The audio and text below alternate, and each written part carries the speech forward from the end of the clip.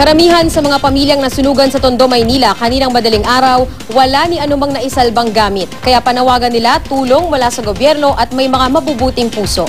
May ulat on the spot si Micaela Papa. Mika.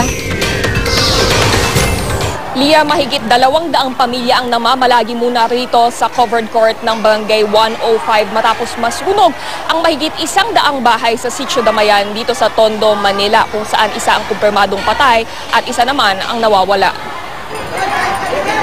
Dinumog ng mga nasunugang residente ng Sitio Damayan, Barangay 105 ang isang taong namimigay ng ticket para sa pakain ng isang church organization.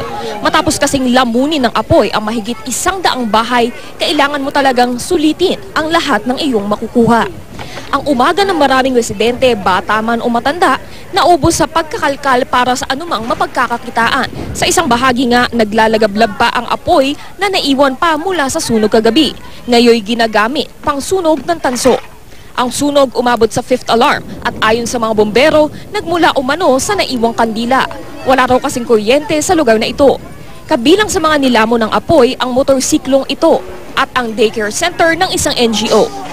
Wala na raw naiwang kayamanan si Aling Rosemary, bukod sa binabantayang pwesto ng dating tahanan kung saan balak niyang magtayo ng isang bagong simula.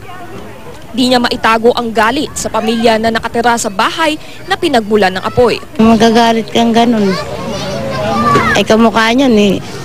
Kahit na wala kaming hanap buhay. Wala pang bahay. Ay, hindi naman habang panahon doon kasi may simbahan. Pero ayon kay Aling Leticia, hindi ito ang unang trahedya sa Sitio Damayan na madalas ding bayuhin ng bagyo. Mas pipiliin na raw ni Leticia ang tanggapin ang alok na relokasyon sa Bulacan. Salpo ko talaga kami kasi yan lang po ang dagat eh. Relicate na lang ho, ililipat na lang po kami ng bahay. Yun na lang po ang namin, mas ligtas. Lia, yung nakikita natin dito sa Barangay 105 covered court na ayan nga kasalukuyan nga nanananghalian na about 230 families to at sa tansya nga ng Manila Department of Social Welfare ay hindi pa ito yung lahat ng nasunugan dun sa sunog nga kagabi sa Sitio Damayan. May 2 pang evacuation centers malapit dun sa mismong Sitio Damayan na yung ilan dun ay yung mga simbahan at yung mga headquarters ng NGO. Ayon nga sa Manila Department of Social Welfare, ang pangunahing kailangan dito ay yung mga banig, kumot at mga lumang damit na maaaring magamit ng mga evacuees dito. Bukod pa dyan, kailangan din ng pagkain at mga gamot para sa lagnat at sipon. Lia? Maraming salamat, Micaela Papa.